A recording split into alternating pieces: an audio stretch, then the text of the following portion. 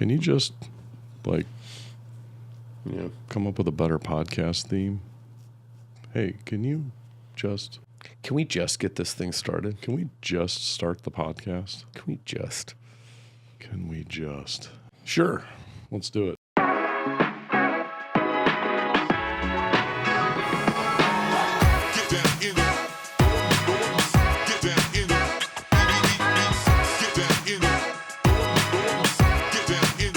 Welcome to the Marketing Team of One podcast, where we have conversations about the issues one-person marketing teams face when trying to meet their goals with limited time and budgets. Now here's your hosts, Eric and Mike.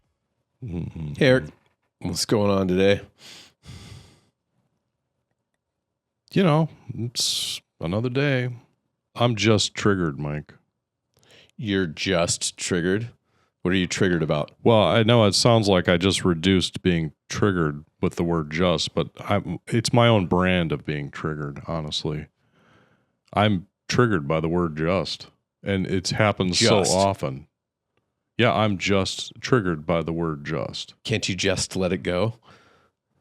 I've tried my whole life, honestly, but it just builds up, and then at some point I'm just triggered. So this is like the worst four-letter word you encounter in life? I think I will get that. If I do get a tattoo, that would be the only tattoo I get. J-U-S-T. Just. Yeah. Exactly. Just you. Just triggered. Yeah, you can't put triggered on your... No. You'd have to... Anyway. Yeah. It's one of those words, and I think today's episode, we're going to talk a little bit about... I want to talk about some of these triggering words that are reductionist, reduce everything you do down to just a word. Yeah. That seems to be just thrown off in a conversation as being... dismissive almost. Dismissive. Yep. Yeah. There's a lot of judgment that comes with that word just. Yeah. I could see how that would, come across. Yeah. I'm feeling a little bit better. I appreciate the time to chat about this because my blood pressure is reduced a little bit. Well, let's unpack this a little bit. Don't you mean we'll just unpack this a little bit? Let's just unpack this a little bit. See how we bring it into everything we talk about at some point where it just becomes just this filler word that is just used all the time. Let's do that, and then let's get into some other like trigger words that we hear a lot and set us off, because I think it's more than just one word. It's definitely more than just one word. Yes. Yeah. It's a few different words and phrases. Yeah, there's just some things out there that are, as you look back on them, it's funny because language has a style that changes and moves up and down throughout the decades, and a lot of these things are stylistic in nature, I think. We used to say them a different way 30 years ago. Now there's a new way of saying it with maybe one or two less words so that it's quicker and easier, and the vernacular is a much more, shorthand for so much more communication. Mm-hmm. Everybody's trying to save words and save resources and time and all these things. So we latch onto some of these words and phrases that, could sometimes be insensitive to the people hearing it in your audience. So yeah. It's good to talk about. Sounds awesome. Yeah. All right. So let's unpack it. Words confuse, Mike. I think you started a podcast.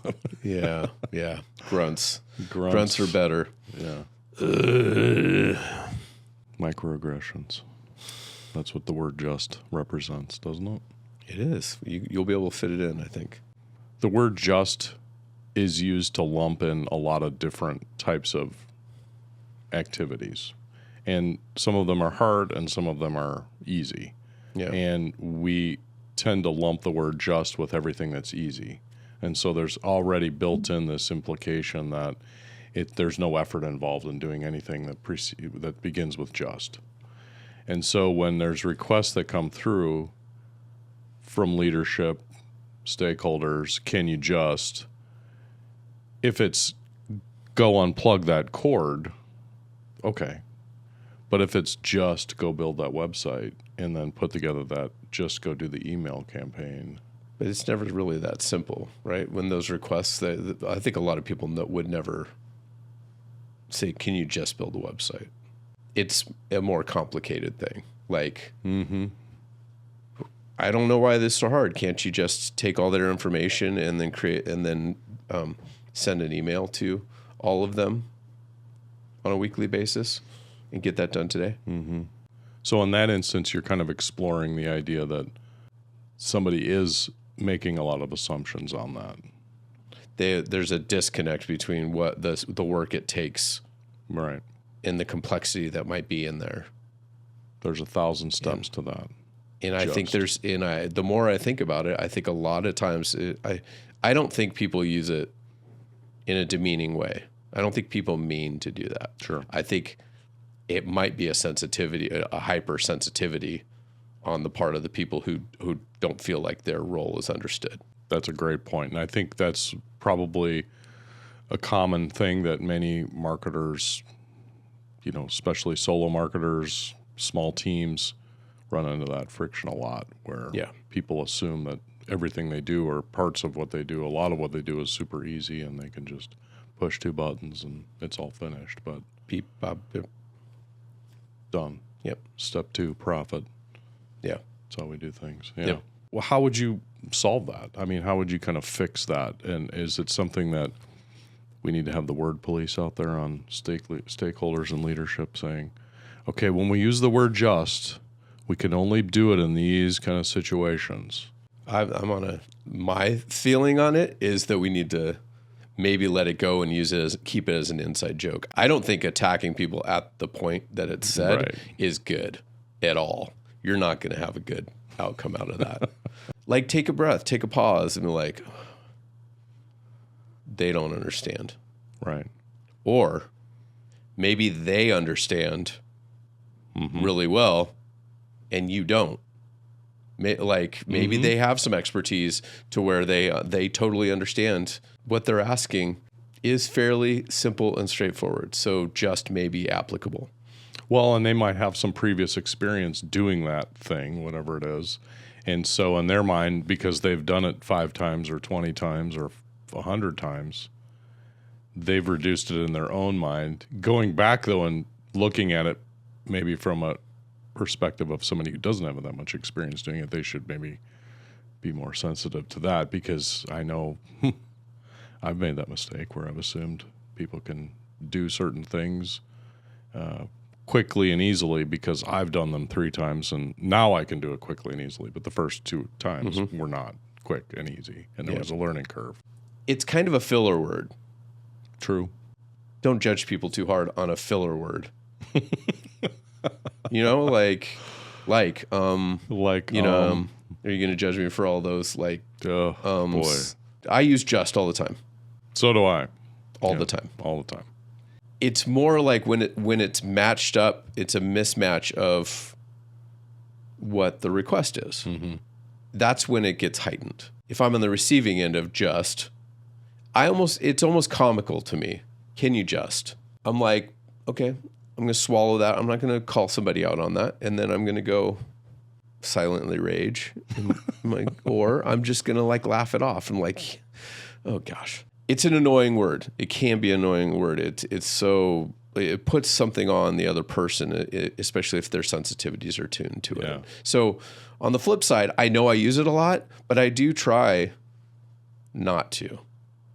Okay. When I'm in my most aware, I might say, can you do this thing that, I almost pause the same amount of length that I would say just and try and just not say it. Just not say it. Just not say it. Right. Right.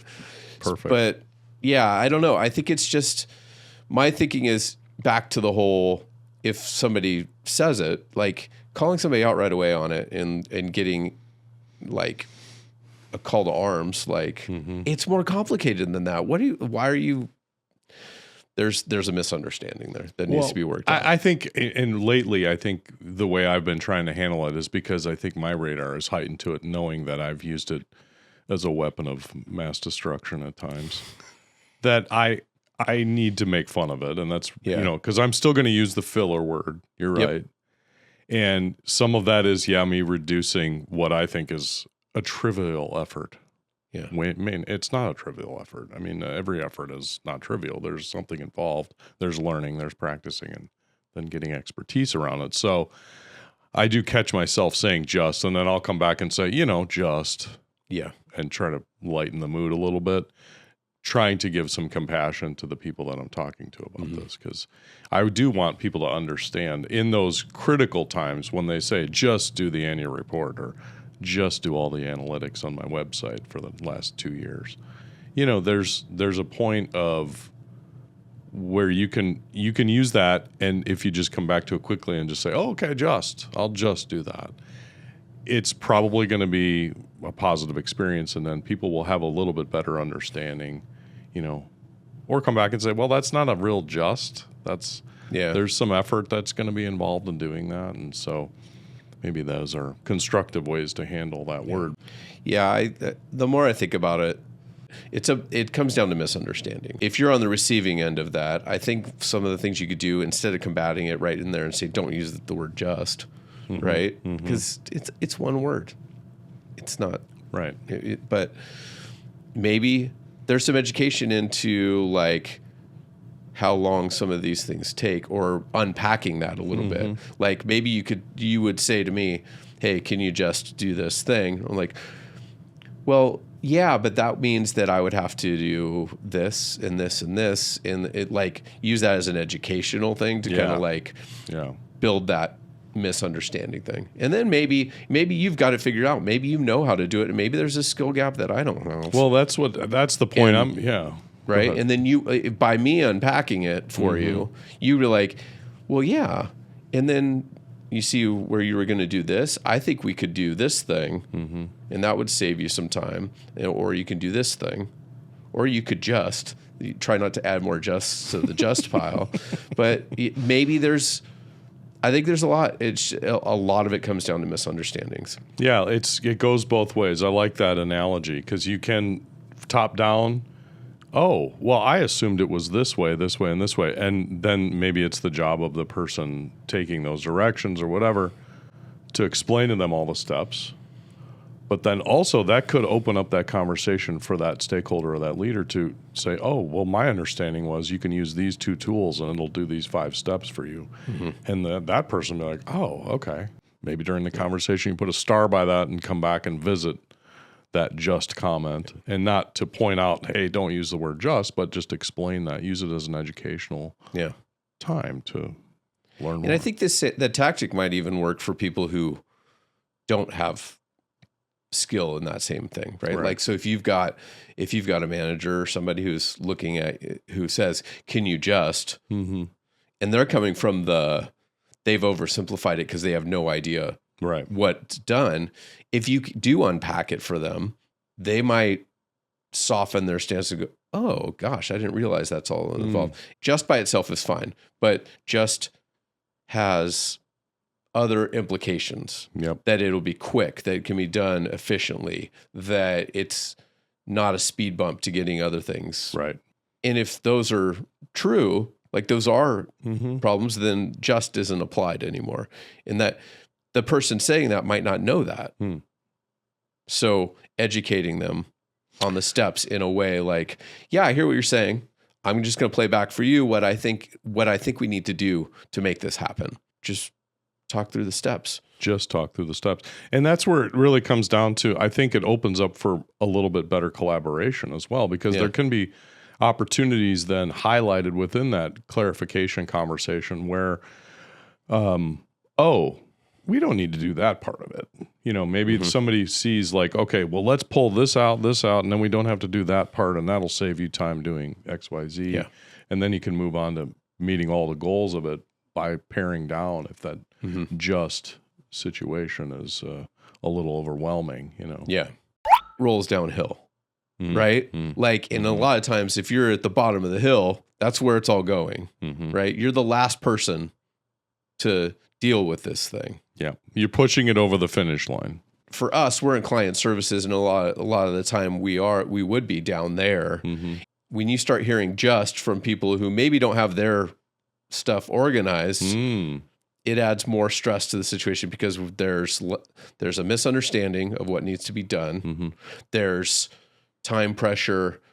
You don't have all the information you might need to know why that's come or why that's come down. So it just adds this like pressure cooker like thing to where you put so much weight on the word just. Yeah.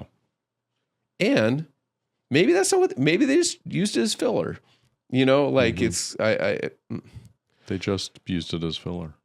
I mean, when we brainstormed this topic and we started talking about just and how it was such a trigger word. Yeah.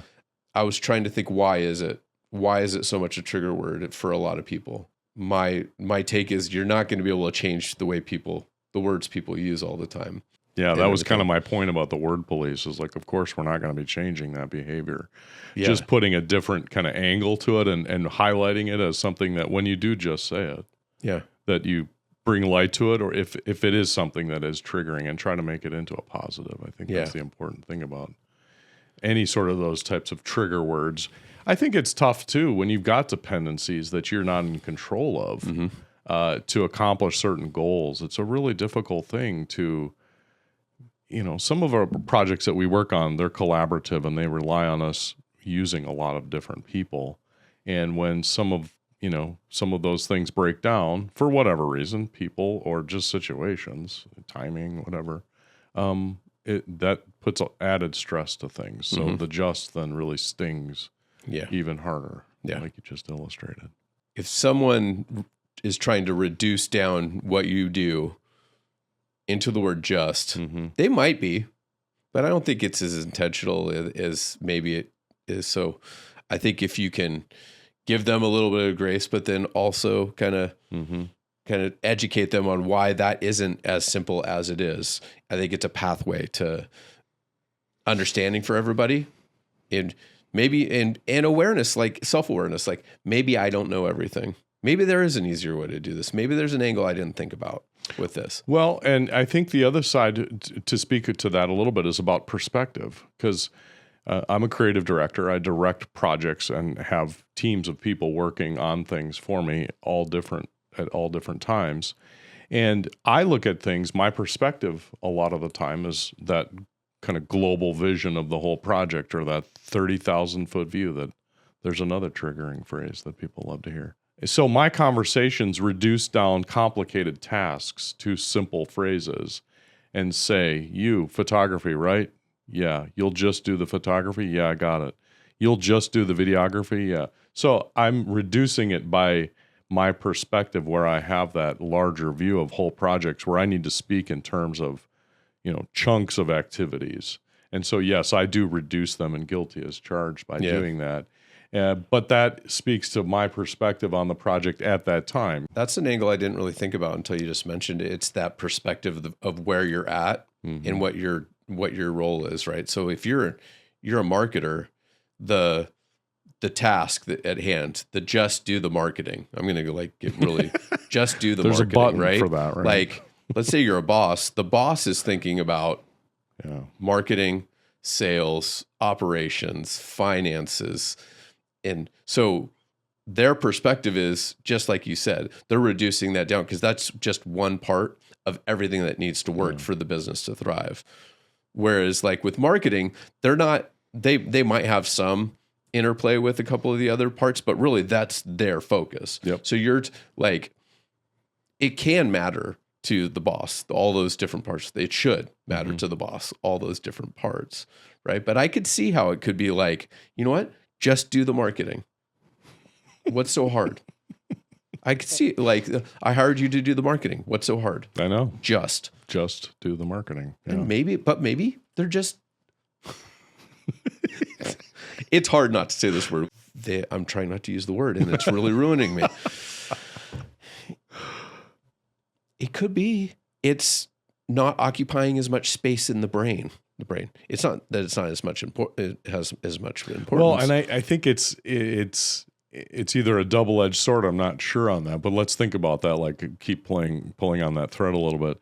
When you talk to leadership and stakeholders who are removed from the process, have they ever done that before? Yeah. Did they come from marketing into perspective? Yeah. So I mean, Like I would, if I were running a giant corporation, it's like, well, you're doing R&D, right? Yeah.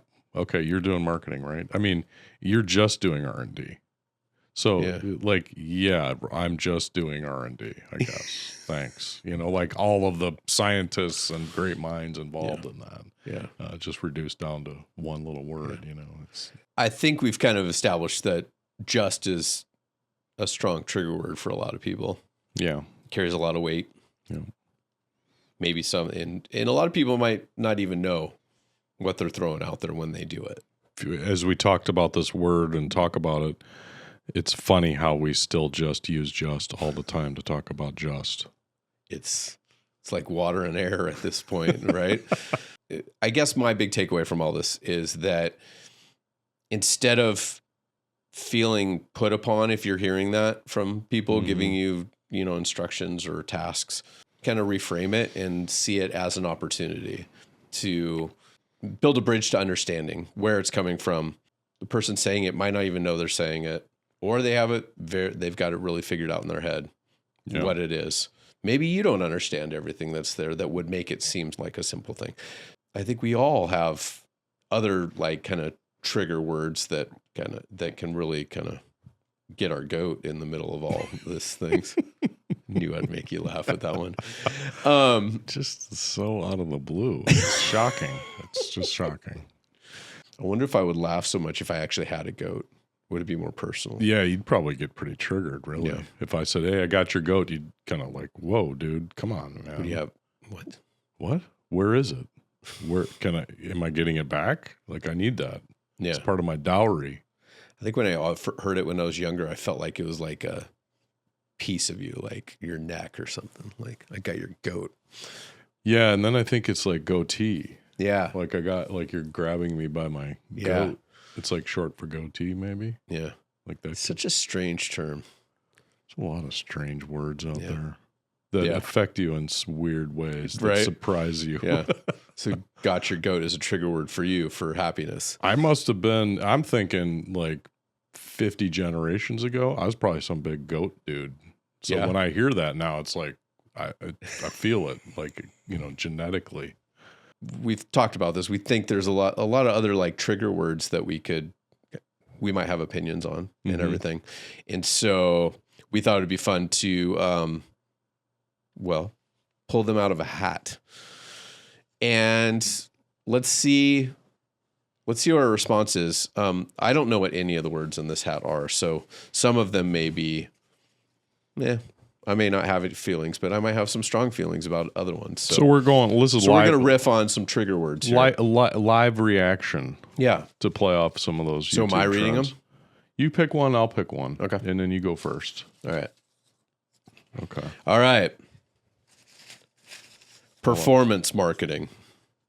I think this is it's kind of a buzzword now. And it's kind of counter to a lot of brand marketing out there where you're not measuring to the nth degree your return on your investment and everything.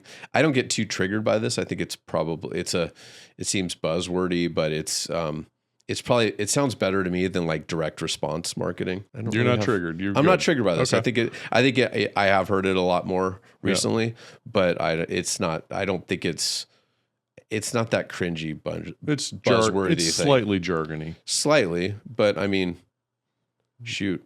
If you're a marketer, it's kind of standard. Ryan Reynolds invested in a company that bills itself as performance marketing for streaming TV. Hold on a minute. Let me see the typeface on there.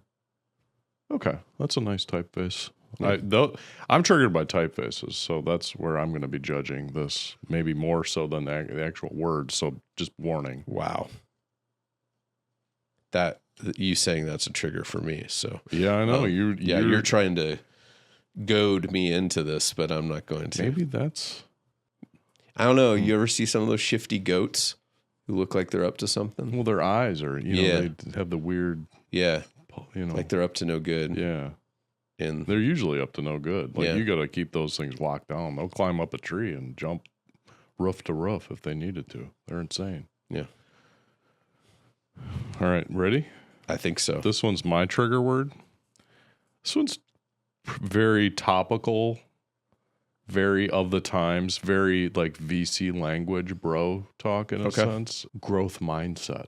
Oh, yeah. Growth mindset. Let's have a growth mindset around this approach. It seems synonymous with the role of marketing. A lot of entrepreneurs feel like who are struggling, maybe they don't have that growth mindset. That one doesn't bother me as much either, because I think it's like sometimes it's coming from a position of lack, right? Like and changing your thought to a mindset of abundance and doing things with that in mind to help grow your company. Yeah, I'm even just trying to define it, I think, in my head here, because there's a lot of different ways you could look at it. I guess as an entrepreneur, small business, I would think you're always in a growth mindset. So to me, it's a non-statement in a sense. Like, when would that not apply? Like a company that's just like, whoa, let's just stay right where we're at. Okay, this is hard enough. And I'm not arguing against that. That might be. But my guess is if you don't have a growth mindset, you're probably not investing in marketing. It's an added expense I don't want to carry. Marketing isn't an asset. It's a expense. It's a liability. Almost. Yeah. I feel like something I have to do and I don't want to. So is growth mindset then used to telegraph to everybody involved that, hey, everything we're doing is to keep things moving into it. We're growing. Is it more all encompassing? Is that the difference between that? Or is it something that everybody from the guy who vacuums the carpets all the way up to the top is like, we're growth mindset. Like it's a religion. I don't know about that one. It's a big part of capitalism and in the drive for constant growth and everything. It is capital. It's like just one little description of capitalism. Yeah, you have to. Yeah. Like you're either growing or you're dying. Right. I don't hear death mindset too often. No. Or shrink mindset. No. We're really trying to shrink this department. So man. It is kind of. Okay, let's move on. We'll try another one, Mike. Go ahead. No looking, no peeking. I'm not going to peek. Okay. All right. We got in today's digital world, in quotes. What Wired article doesn't begin with that? I hope Wired has moved They're better past than it. I'm teasing. Yeah. Sounds like a Wired. Could be a Wired. I mean, this is one of those things that's just been driven into the ground in messaging. It seems like an easy thing to pull off the shelf in copywriting, for sure, right? It's like the word just, and it's a filler phrase or a it starter totally phrase. is a filler phrase. Yeah. In today's digital world, well, yeah, it's been digital for a long time. Yeah. I don't know who you're talking to when you're using this. Like who's your audience that is going to not like learn something from that? Oh, we're in a digital world. I got you. Oh yeah, so this is even more important. Hold on. Yeah. I would put another one in the same camp as this that you see a lot of times in copywriting and everything is talking about taking something to the next level. Yeah, that seems so like 50 years old. It's just like it's beat to death, and I say that I think it's on our website at least once or twice. Yeah. Like we're not immune to it too, but I always think, well, what are these levels we're talking about?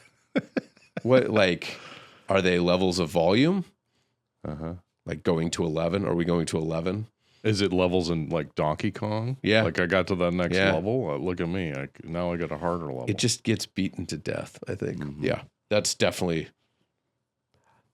I do get a little triggered when I see that. Not a lot triggered. Not just triggered. But yeah, that is in today's digital world. In today's digital world. That's on our website too, to be honest with you. It might be. I might have written that. We're going to go do some copywriting on our website when we're done. So hopefully it's not there by the time this airs. Please don't look. Yeah. It'll be changed. We hope. I got one for you, Mike. You know what? Here on the Marketing Team of One podcast, we're very forward thinking. And there's two crimes here. Forward thinking. Okay. What? I'm backward thinking? Have you ever used that phrase? No. Okay. So we're always forward thinking, which means we're, planning for success, growth mindset. They're kind of related, right? Somewhat, yeah. Growth. Yeah. Look at this typeface. Yep. Fracture, let's call it. I'm sure there's a million different names for this, but Not a fan of the black letter? well, I mean, hey, the monks of early Germany killed it with this font. Believe me. They built a whole civilization around it. When was that? Like 800 years ago. You've just... We'll move on. We're ready. So you're completely dismissing the whole hardcore music scene. Ooh, wow. Okay, now I'm triggered, Mike, because you're accusing me of some sort of horrible crime. No, I'm not accusing you. I'm just saying that you're... By me dismissing this font, you now have put me in a category where I'm not. I'm trying to think of where it's most prevalent use nowadays. It is. Yeah. Yeah. Tattoos. Yeah. Yep. Yeah. That kind of scripty Germany kind of. Yeah. I think there's still a place for it today in the right context. If you're forward thinking though, Mike, that's what's so funny. So let's get back. That. Let's get back to the forward thinking thing. The funniest thing about that is that the forward thinking phrase was said in a typeface established over 800 years ago. That's what I love about that. Okay. So many problems with that. But yes, let's get back to forward thinking. Mike, do you constantly engage in forward thinking? When do you engage in forward thinking? Almost to my detriment. I think I am always forward thinking. Okay. I don't think everybody is. Okay. Like we did as a team, we did this thing called the Working Genius Assessment. Yes. Right. And so we went through and we identified that it aligns on 6 different areas of strength, right? And your genius zone, working genius. Yes. So link in the description below, by the way. I'm guessing here a little bit, but like the people that are in the first part, so the first parts are like wonder and invention. Mm-hmm. I think they probably are spending a lot more time doing forward-thinking activities, like thinking beyond what the day in and day out and what needs to be done here. They're probably thinking, how does this apply to our future selves? But I think as you get further down and you get towards at the end, the last one is T for tenacity, right? Mm-hmm. I would be willing to bet that a lot of people who that's where their genius is, they aren't they might not be as forward thinking in their day to day because they're more tuned to trying to get the job at hand done. They're not looking head down. Yep, Yeah. head down. Let me get this thing done. Gotcha. So I think forward thinking is something that's important.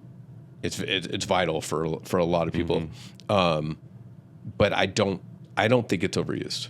Some of these phrases I think are just kind of stylistic turns of phrase on concepts that have been around forever. So this to me strikes me as I'm thinking about the future. I'm planning for success. They all go back 50 years and there was a phrase that was similar to forward thinking, but maybe forward thinking wasn't established yet. Yeah. So it's one of those kind of phrases that you're right. It's necessary. Leadership always needs to have it. Yep. What's the next after the next? You know, like where are we 3 steps from now? Yeah. Chess. Yep. You're always forward thinking. Exactly. It's one of those games. At the intersection of blank and blank. We would see this a lot in the early days of Facebook when everybody wanted to make a Facebook clone. Mm-hmm. So it'd be like the intersection of Facebook and dog owners. Mm-hmm. So you'd have a Facebook for dog owners. It seems more like a pitch to a venture capitalist type thing that is probably beaten to death there. Like, hey, we're trying to operate at the intersection of this and this.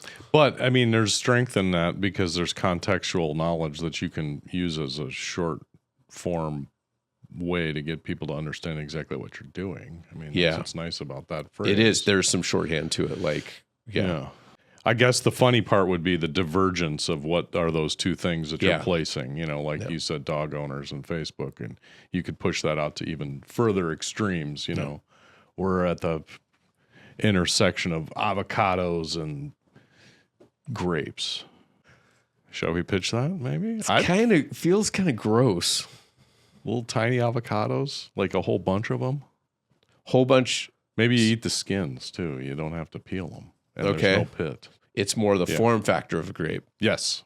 Yeah. Portability. No knife needed. Okay. So if we could make this happen, there'd be a lot of good benefits, right? Because it's a superfood. I'm just going to throw that in there. Oh, yeah. I mean, there's a lot of waste in avocados, I think. There is. In the house, right? Well, if you could just grab a gravocado. That is truly the intersection of grapes and avocados. Thank you. There might be that one's free, guys. You can have that one. Go for it. You know what? Let's invite our audience to just go do that as a business. Just make a just go avocado. Make grapes and avocados as a gravocado. The non-GMO community is going to be way come after you on this one for sure. I'm not doing it. I'm not stepping into that. You put it out into the universe. Well, look for it in 25 years. Okay, I got one here. Beautiful again, another beautiful typeface. This is like some ghoulish Halloween typeface for everybody. Hey, Mike, you know what? We'd really like you to do more with less. That just hurts a lot. Do more with less. I'm triggered by that. Do more with less. Yeah. Like that just means the plane's going down. The pilots have parachuted out of the plane. They've given up. Yeah. And it's up to you to land this baby. You got no help. You got no support. I'm playing the movie forward a lot there, but you know what I'm saying? Like, do more with less. Like, why? Like, I thought, like, I'm doing as much as I can. Yeah. And I can't do anymore. Like, I need more. It is kind of a slap in the face. Yeah. Ugh. It implies, too, like, I've been wasting effort and resources. It does imply a little bit of, like, waste and everything. I'd hear that and I'm like, challenge accepted. Let me figure it out. Oh, okay. But that's me. Right. I'd be like, yeah, okay. Yeah, let's see. Maybe there's some innovation that can happen in that space. Okay. But it's not easy. It's not an easy pill to swallow in the beginning. But I like that, though. I mean, there's so much innovation happening around a lot of different things. You're right. I mean, it could be like, well, maybe this is an opportunity to, like, clean up the efficiencies around things and implement something more cost effective or something. I mean, I'm immediately going to like budget dollars. Right. Now, if it's people helping you out and I don't know. Yeah. That's a little bit, that one stings way more. Yeah. We're going to ask you to do a lot more work with a lot less help. Yeah. You can't have these 5 staff members. Yeah. Ouch. Yeah. So it's a stinger. Yeah. Stinger. Ouch. We'll call that one. Yeah. Yeah. Moving I'm not on. triggered by it. When I hear it, I'm not triggered by it, but I could be. We need to pivot and reframe the narrative. Those are two. It is. It's a double whammy for sure. Ouch. Let's okay. Let's take these out. We need to pivot. Mm-hmm. I'm guilty of saying this. I am too. I love it. I love the word pivot. I could see how it'd be so annoying though. Yeah. I just did all this stuff. I got to throw it all away now? It's a more succinct way of saying we need to change everything and go in a different direction. Yeah. I think that's what it implies, and that's why it's so annoying. Yeah. Yeah, because the results of this convo will be destruction. Yeah. Yeah. It's rough. Reframe the narrative. Yeah. I feel like that said a lot in PR offices all over the place, right? I get sick That's why of they that. exist, I think, Yeah. isn't it? Yep, that's their job. And we need to reframe the narrative. Yeah. Oof. I think especially if you're dealing in a more of like a story based approach to things, like the narrative that maybe that's why it's so popular, is it plays off of the strength and the effectiveness, but maybe newfound pattern of marketing around story and building up story. And it's like, wow, we're going to really pull on that, but now we're changing the story. Yeah. We're reframing it. It's used a lot in like when you're talking about, I think when you hear political pundits and stuff like that, they use this phrase a lot too. And so like, I think it's been beaten to death a little bit. Branding, messaging, they're all pulling on that a lot. Reframe this narrative. Yeah. Well, Okay. I've got one here that I use all the time. So I'm not really triggered by it, but maybe this is an insight as to everybody who listens to me. They're triggered when I use the phrase best practices. Well, that's like saying, hey, that's not our policy. It's like, it's like it's a part of a practice. It's a part of what's established as a pattern of behavior that results in success, and it's been proven. Let me rant a little bit. Let me sit back. Let me get comfortable. I think it's relevant. I think with the word best practices, I think if it keeps getting thrown in your face a lot, I think you could get a little bristly on it. But I think I have a strong opinion that best practices, especially if you're a small team or you're a team of one, best practices are one of the best tools you have in your belt to be more effective. If you're going counter to all the best practices that are out there, you're probably making it a lot harder on yourself, and it's probably going to be less effective. So like what I like to use a lot when I'm talking with people about website usability and everything, I have this term I use a lot. I call it end-around user testing. For example, Airbnb is famous for their amount of user testing and testing different interface things going on. Most people don't have the budgets or the teams. They've got a large team of like user experience research and everything to get to the point where they've got a website that is very, very usable to a very wide audience, right? Yeah. People don't have that budget for that, right? So instead of investing in tons of research on your specific project, look at the people who are doing that research and that testing and developing those best practices and using those best practices, save you so much more heartache in the beginning than you would have if you're trying to do all that yourself. Yeah. So like, whereas like I get triggered when I hear someone say they don't believe in best practices. And I've heard it before and it blows my mind because like it's like, yeah, man, you could walk 5 miles to the grocery store and, because you're convinced that that's the way it needs to happen. Or there are cars and you can get in your car and do it so much. You're just making it so much harder on yourself for what? Now with walking, there are benefits of exercise and stuff like that. It might not be the best. Best practices become best practices for a reason. They've worked. They've been tested. These large companies, they spend huge amounts of dollars doing this research and figuring out what works best in these industries.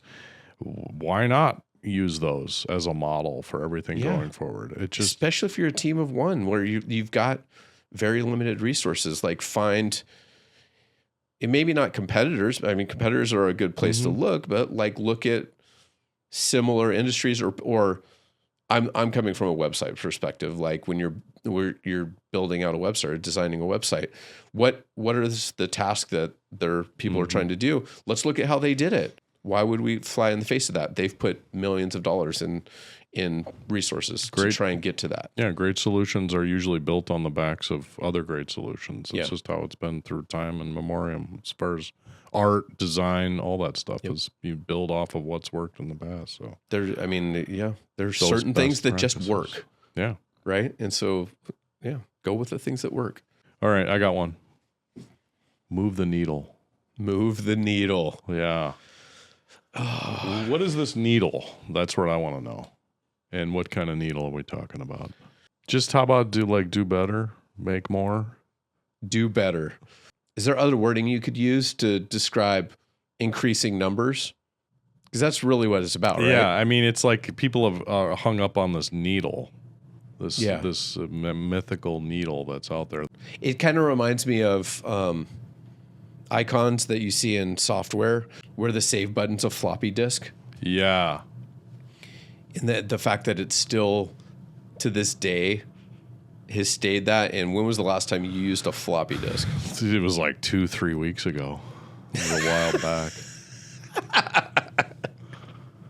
What? That's how I still deliver my projects. We need to upgrade your system here. I talked to, management. They won't upgrade. I'm still working on my Mac 2 CX. That's where I used it. Oh, I need to move on from that. So that's triggering. That's triggering. Let's move the needle on this conversation. Yeah, I think the needle is such an analog thing. Mm-hmm. It's an analog way of describing that. So the needle should be showing the ideal set of moderation. See, there's a lot of interpretations on needle. That's what I mean. That's what I think it needs to die.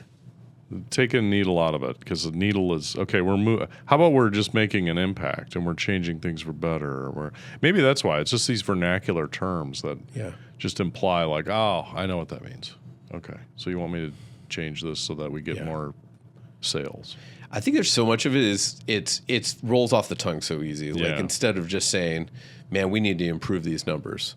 Yeah, there you go. Sounds so old fashioned, Mike. Try another one. See what we got. There are a lot in here. Mm-hmm. Uh-oh. That doesn't sound triggering. Or maybe I'm misinterpreting it. This is probably used a lot in meetings, and every time it's used, a tree falls down in the rainforest. Just falls down. Synergy. Ooh, yeah. It's got some meat to it, man. I can kind of see where it comes from, why people use it, but gosh darn it just gets so overused. And there needs to be another, like a vocabulary book of like what to use instead. This would be the first entry in that book. Start with an S. Are these terms taught in like business school nowadays? Is that why they've become so popular? Or is it just part of the lexicon of our culture? I mean, this is the equivalent of saying that 1 + 1 = 3. Yeah. Right? Like that it's greater than the sum of the parts. Us working together is going to have an outsized outcome of things. Yeah. None of those things I just said are in one word. And so maybe it's about brevity. Yeah. Using that one term that explains how all of us are working together and we're actually making things even better because there's so much synergy here. Yeah. This needs to go. Okay. Synergy. Needs to go. We should have that's a lighter. An eye roller right there. Anytime you hear somebody say that, that's your eyes. Yeah. Yeah. If you have too many of those, you're just going to have some. There should be a daily limit, basically. Yeah. Like you get one. Or plenty of ice packs in the freezer for everybody's eye strain. All right. I got an actual triggering term here that's, it's all I can do to like hang on to this piece of paper without flying off the handle. I've seen this throughout my career as a creative, and early on it was triggering because it was so common. The great thing is that I think it's what became so common that it became this joke that everybody has heard about and seen memes on. And so I don't hear it that much anymore, which is great. I mean, that's the power of... I think I can guess what this is without you Go for it. Give me a try. Make the logo bigger. Very similar. Very similar. Okay. Yes. Okay. You know what? I like what I see here with all these concepts. I'm not feeling any of them though. I don't like any of these, but you know what? Keep working on it and I'll know it when I see it. Oh my gosh. How much time do we have?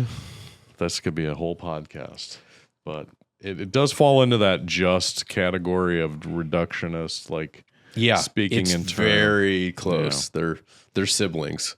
Yeah, I'll on know. a family tree. I don't know what I like, but I'll know it when I see it. Or there's versions of this, it's like, Yeah. there's always this judgment that's in there that they're just fully forthright and holding on to this fact that they know that it's not right, but they don't know what they need to do to move forward with it. Yeah. When I hear that now, yeah, I hear that as shorthand for I lack the skills and tools to adequately communicate what I like. Yeah. Yeah. I haven't invested in understanding myself enough to be able to communicate to you anything. Yeah. But you'll figure it out. Just keep going. Working Or, on my experiment of what will help me visualize. Yeah. Or I don't have the time to Yeah. think about this or the desire to think about this. Mm-hmm. It's a cop-out. It's a definite cop-out. It's Yeah. And I don't know, maybe it's a power play too. It's just like this whole thing where now I'm going to take control of this whole process and you're just along for the ride. And you better hope and pray that I wake up one morning and feel good about what that is or what you're doing. I have a PSA for anyone who's using creative services. Like, if you catch yourself saying, I'll know it when I see it, do better. Do better. Take some time. Don't say it. If you catch yourself saying it, go, oh gosh, where can you, it's like Pinterest. It's like checking yourself into rehab, not quite that far, but like somewhere where you can get like beat up or flogged. You have to do better. That is a serious cop out. There are different ways that you can help the people that are giving you that to get to the result you want. You stopping short and saying, I'll know it when I see it, is not helping anyone. And you're creating more pain for yourself down the road, right? Use your words. If you don't do words good. Do word good. If you don't do words good, try other things. Find pictures of things. Like, say, I don't like this. I'm having trouble explaining why, but let me do a little bit more homework and I'll get back to you with some feedback. But if you think you're doing your job by saying, I don't like this and I don't know what I want, but I'll know it when I see it, you're not. You're not doing your job. Nope. You're not being easy to work with. Do better. You need to be replaced. Yeah. Wow. I am really fired up about this one. I know that the thinking is out there, but I think people have done a pretty good job of removing that from their library of phrases as they go into these critiques. But it's definitely uttered by people who are far removed from any sort of creative process. Yeah. How they think about it. They're new. A lot of times it was people who were new to thinking about, design. Oh, yeah. Okay. So that's on purpose. Yeah. Like, Yeah. kind of reducing it again. Yeah, I think it applies to words. It applies to a bunch of other things too. Like, take the time to elaborate, even if it feels like you're blabbing and you're like, just get it out. Get something to react to. Work it out. Don't shut it down right away and say, I'll know it when I see it. It's interesting how many times it takes sometimes to explain somewhat complicated concepts. It may take 2 or 3 different ways of you explaining that thought or that clarity. Yeah. And that's something that should be handled in those meetings. If people are kind of, what? No, I'm still not. Hopefully you've got a team that can say, I don't understand that. Yeah. Sometimes you don't, though. And that's a difficult situation where maybe a personality is so strong that they're just like overpower everybody and don't listen to anybody. And that's a different dynamic there. Completely. But do better. Please do better. So I think what I've learned from this conversation, Mike, is that I'm going to adopt a growth mindset, some forward thinking, to incorporate some best practices so that I can move the needle. How does that sound? It sounds like a sentence uttered in organizations worldwide. I learned that in today's digital world, it's important to have some synergy because we need to pivot and reframe the narrative so we can position ourselves at the intersection of I'll know it when I see it and just.